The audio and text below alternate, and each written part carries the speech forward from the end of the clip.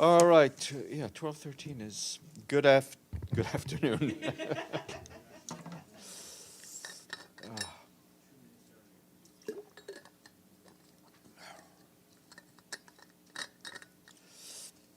All right, let's start with an update for you on Gaza. Our humanitarian colleagues are telling us that since yesterday, humanitarian supplies have entered Gaza through both the Rafah and Kerem Shalom crossings. While this is indeed a positive development, the conditions to deliver humanitarian aid at scale, While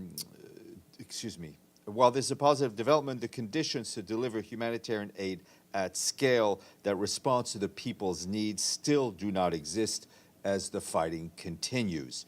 I can tell you that on Friday, our World Food Program colleagues, through their partners, distributed more than 9,000 hot meals to internally displaced people in 3 locations in Rafah. Together with UNRWA, the World Food Program is bringing in and distributing flour and other supplies to bakeries south of Wadi Gaza. Our humanitarian colleagues also say that efforts are underway to restore telecommunication services on the 5th day of a shutdown that has hindered humanitarian operations and access to information.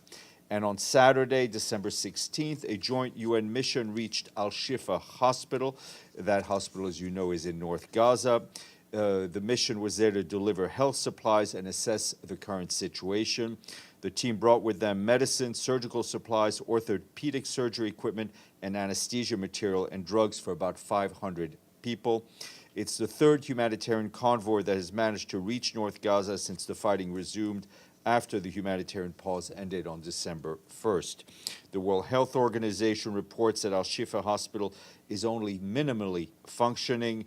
Once the most important, largest referral hospital in Gaza, Al-Shifa now houses only a handful of doctors and a few nurses, together with 70 volunteers working under what WHO staff describes as unbelievably challenging circumstances, and tens of thousands of people are also using the hospital grounds as shelter. WHO is committed to strengthening the hospital in the coming weeks so that it can resume at least basic functionality and continues to provide the life-saving services that are needed at this critical time. Also want to flag to you that Rick Pieperkorn, the World Health Organization's representative in the occupied Palestinian territory, will act as the resident and humanitarian coordinator for the UN ad interim. This follows Lynn Hastings' departure on Saturday, and that was because of the non-renewal of her visas by the Israeli authorities. We will, of course, keep you updated when a new humanitarian and a resident coordinator is for the Palestinian territories is appointed, as well as the deployment date, and that person also serves as the deputy special coordinator to the Middle East peace process, deputy to Tor Venesland. The Secretary General thanks Ms. Hastings for her dedication and professionalism and the independence and impartiality she consistently demonstrated in her role. And also want to flag to you another humanitarian situation which is dire, to say the least. In Myanmar, we and our humanitarian partners today published the 2024 Humanitarian Needs and Response Plan for that country. The plan paints a grim picture of the humanitarian situation in Myanmar nearly 3 years after the military takeover. A third of the population, that's about 18.6 million men, women, and children, need humanitarian assistance. That's 1 million more people than last year, and almost 19 times the number of people who required assistance before the military takeover 3 years ago. Children are bearing the brunt of the crisis. Some 6 million of them need aid due to displacement, interrupted health care and education, food insecurity, as well as malnutrition, and many of them are also facing protection risks, including forced recruitment and mental distress. The economic situation is placing families in increasing financial distress. Interruptions to agriculture, as well as rapid inflation, are making it increasingly difficult for people to access and to afford adequate food, raising the specter of malnutrition. The health system is in crisis, and millions are without safe shelter or drinking water. Women, girls, and people with disabilities and stateless Rohingya people are among those impacted by the most dangerous environment. In the face of soaring needs, humanitarians have prioritized 5.3 million people for assistance, urgent assistance, in 2024, and for that we will need 994 million US dollars.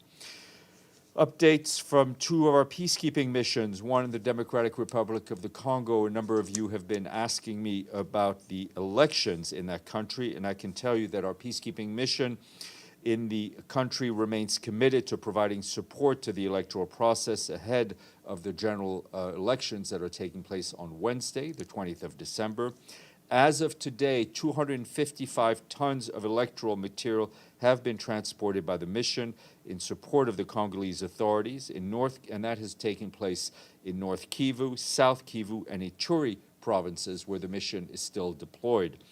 The mission is also working closely with the Independent National Electoral Commission to extend logistical support beyond these provinces within the UN's existing resources and without impacting our ability to deliver on our mandated activities. And this was requested by the government of the Democratic Republic of the Congo and authorized by the Security Council on December 14th. Over the weekend, the head of MONUSCO, Bintou Keita, welcomed the Security Council's favorable response to the DRC's request to authorize the mission to provide limited logistical support to the Electoral Commission. In a tweet, Ms. Keita also expressed her concern at the escalation of violence, acts of vandalism and destruction of campaign material, as well as hate speech that have punctuated the electoral campaign. Serious human rights violations and abuses have been recorded, she said.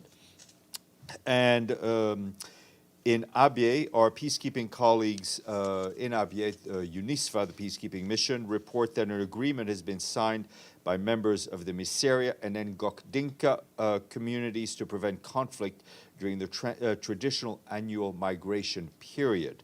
The agreement was reached at a conference held in Nung in ABYEI province, which was jointly organized by the peacekeepers, the Food and Agriculture Organization, the International Organization for Migration, and Concordis International, an NGO, to help communities negotiate the mass movement of cattle ahead of the dry season.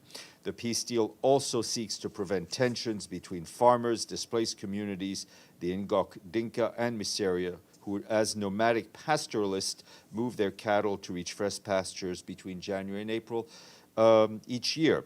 The agreement also sets out migration corridors to be used by the pastoralists to enable freedom of movement and refers to conflict mitigation mechanisms as needed.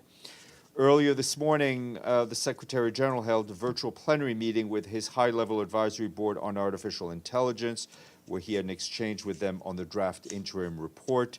The members of that panel are working to finalize the report that will be made public by the end of the year. All stakeholders will have an opportunity to provide inputs through their online submission form. A presentation of this interim report for all permanent missions will be held during the first half of next January. Additional information will be shared over the coming days with you. And just a reminder that the broader report will be published next summer ahead of the Summit of the Future. And briefing the Security Council this morning was Abdoulaye Bathily, the Secretary General, Special Representative and head of the UN political mission in Libya.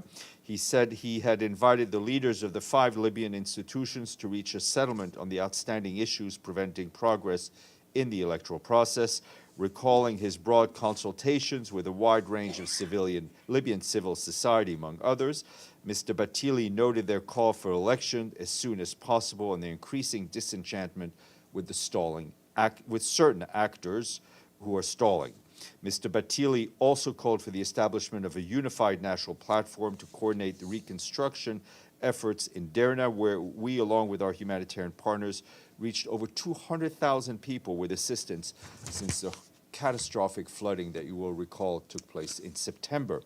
Mr. Bathily added that the protection of human rights and humanitarian situation of migrants and refugees remain a grave concern, Yet again, he said dozens of migrants and asylum seekers drowned last Saturday when their boat departing from northwest Libya overturned in the Mediterranean. He expressed his deep condolences to the families and wished a speedy recovery to the survivors. 3 p.m. this afternoon, the Security Council reconvened for a meeting on non-proliferation. Rosemary DiCarlo, the head of our political and peacebuilding department, will brief council members. You will have seen that over the weekend we issued a statement in which the Secretary General expressed his deep sadness at the passing of His Highness Sheikh Nawaf Al-Ahmad Al-Jaber Al-Sabah, the Emir of the State of Kuwait. He extended his heartfelt condolences to the family of the Emir and the government of people of Kuwait. In the statement, we underscored that His Highness was a distinguished statesman who contributed to the growth and understanding of cooperation in the Gulf and beyond, pursued strengthening relations in support of peace and stability in the region and around the world. And the Economic and Social Council's Ad Hoc Advisory Group on Haiti issued a statement today appealing to the international financial institutions to redouble their assistance to Haiti. The Ad Hoc Advisory Group was recently in Washington, where they held consultations with partners on the need for strengthened, sustained, coordinated support for Haiti in view of the deteriorating situation. The statement is available on the interweb. Today is the International Migrants Day. The Secretary General in the message says that on this day we highlight the urgent need for safe migration, governance rooted in solidarity, partnership, and respect for human rights. It is also Arabic Language Day today. This year's commemoration coincides with the 50th of the proclamation of Arabic as one of the 6 UN official languages. Let's turn to an Arab speaker for the first question. All right, Tony, please.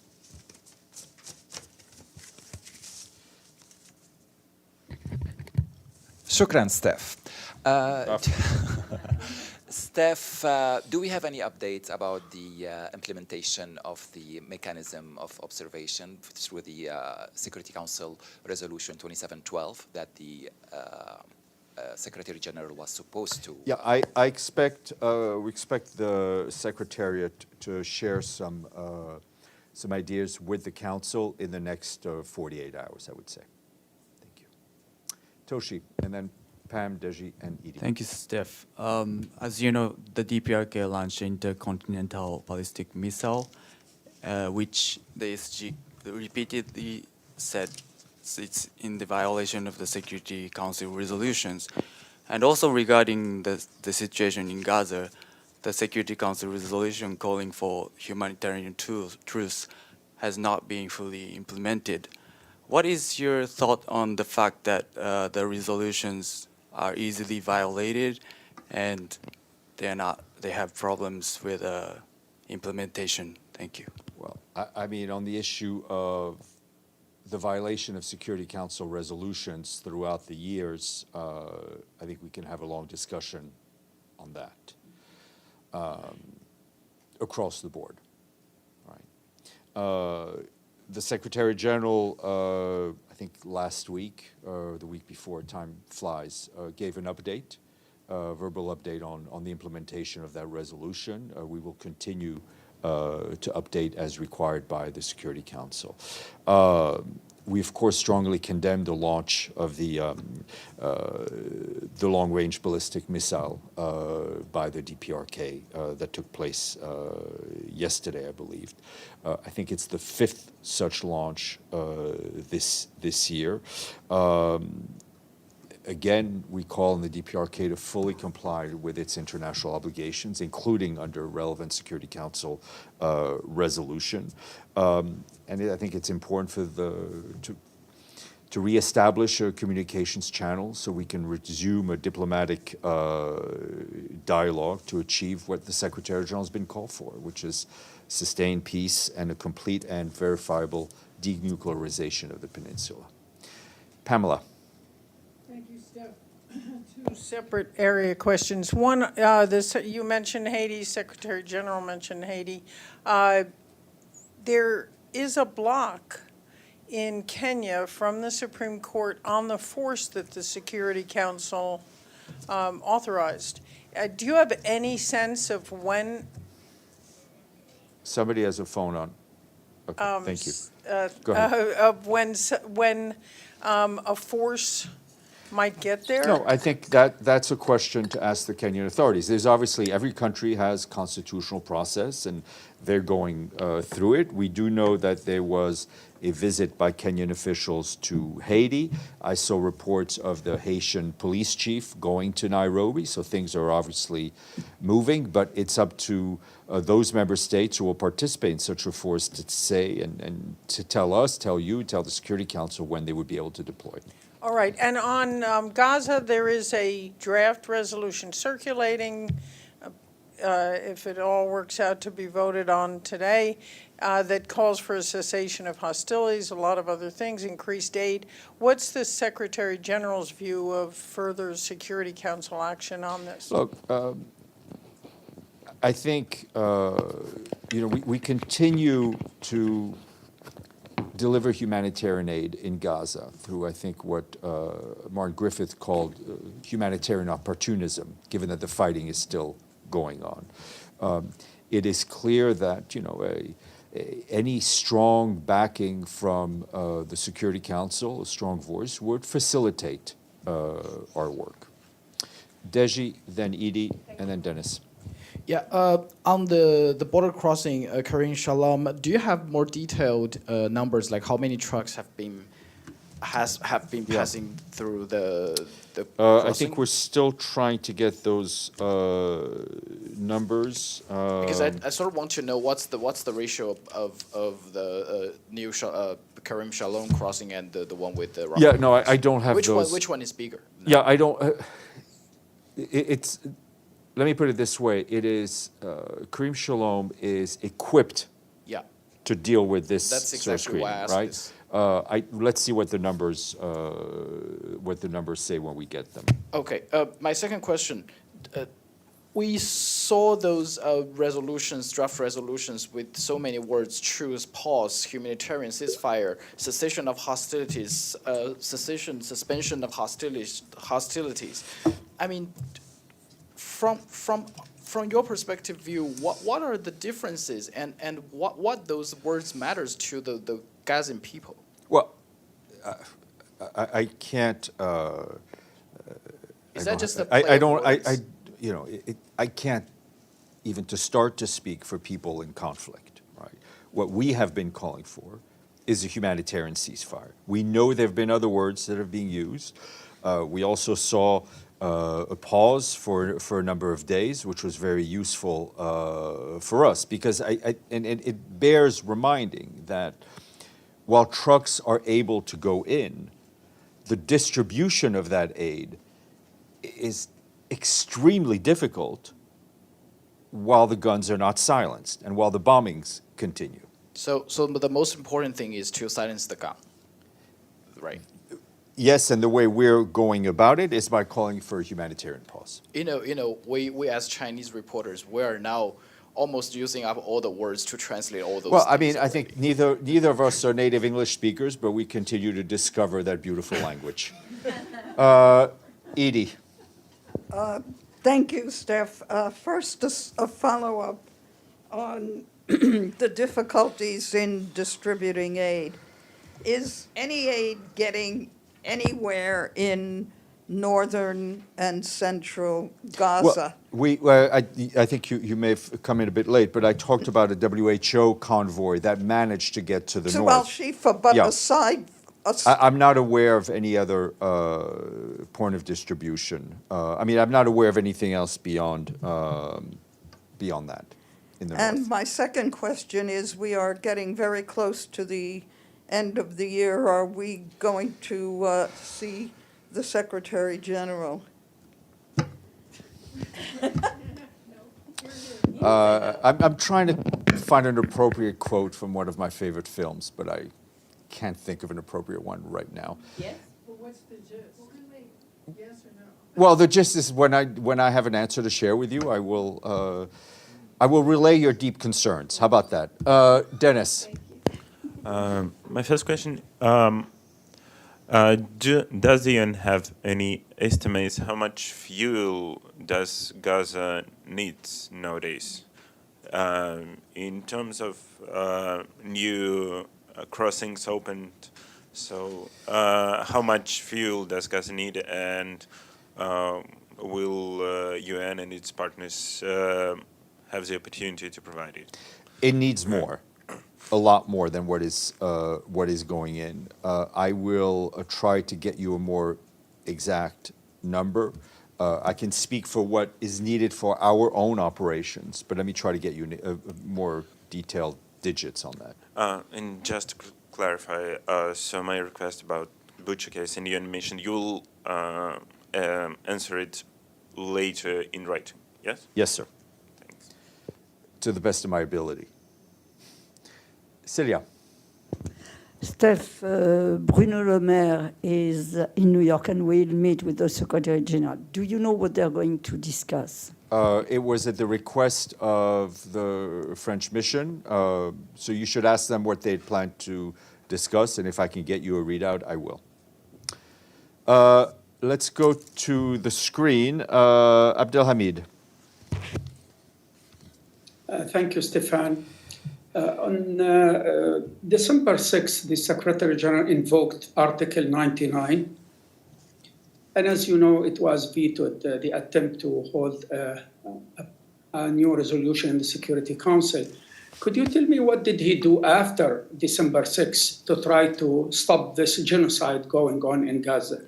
Well, first of all, if you look back at the transcript of the briefings after he sent the letter, we can go through the list of phone calls that he made with foreign ministers and others, especially those sitting on the council. He continues, and his senior aides continue to be in contact with all the relevant parties in order to get a humanitarian ceasefire and to have more humanitarian access. Okay. My second question. On December 9, 1948, the UN General Assembly voted unanimously for the Convention on the Prevention and Punishment of the Crime of Genocide. So this is the 75th anniversary. There are two senior officials who are supposed to deal with what's going on in Gaza and classify it if it's genocide or not. The special advisor on the crime of genocide, Ms. Alice Ndiritu, and Mr. Karim Khan. They both are missing in action. They don't say anything. Ms. Ndiritu even deleted the statement she issued against Hamas. What is your question? Because I think you asked me about Ms. Ndiritu earlier. I can't speak for Mr. Karim Khan, as you know, but what is the question? Yeah. My question, where should we ask who can verify if what's going on is a genocide or not? All the doors are closed. Without taking away from the seriousness and the tragedy of the situation, I think I've answered that question from the Secretary General's point of view over and over again, and I don't have different words to use. Ibtisam. Thanks, Steph. Talking about the Arabic Language Day, is there, first my question, is there a reason why you guys, when you talk about Kerem Abu Salim, don't use anymore the Arabic word or name of that checkpoint? And my other question is about a report of Human Rights Watch that says that Israel is using starvation as weapon in the war in Gaza. Do you have any comments on that? Thank you. On your first question, we're using the nomenclature we use that we've been using. On your second question, we've seen those reports, which are extremely concerning, to say the least. We expect to have new information on the hunger situation in Gaza released before the end of the week, which I think will provide some very interesting observations and numbers. Just a quick follow-up. I'm not sure I understood your answer on my first question, given the fact also that you used to use in the past, the name Kerem Abu Salim. So why now you stopped? So I don't recall using that name. If I did, then and I don't recall, I apologize, but I'll look back. But that's the name that's given. It doesn't, I mean, yeah, I mean, that's what I'll say. But why wouldn't you use the Arabic name of that crossing? Because it is a crossing with the occupied Gaza Strip, and this is the name in the official name in Arabic too. So why not use both names? It's a valid question. Miriam. Okay, am I going to get an answer on it? I will do my best, Ibtisam, and you know where to find me if you don't feel I'm giving you an answer. Miriam. Thank you, Steph. My question is in regards to attack by Yemen's, Iran's aligned Houthis on the Red Sea, which is disrupting maritime trade and prompting U.S. efforts to send more support in the region. Does the Secretary General have any opinion on that, and is he at all concerned about a spillover in the region, especially by Houthis and also in Lebanon and Syria? We have been expressing our worry since the beginning of this current cycle of a potential spillover into the broader region, right? As far as the Red Sea is concerned, we've spoken out quite a few times condemning these attacks on commercial ships. Not only are they impede the freedom of navigation, which is a critical to our global economy. It is also part of international law that ships be allowed to navigate freely in international waters. In addition, there is a potential risk of an ecological disaster should an oil tanker be hit, and we've seen attacks on oil tankers. So on all these grounds, it's something that's very concerning for us to see, and it's something we're calling on to stop immediately. Okay, Monica, all yours.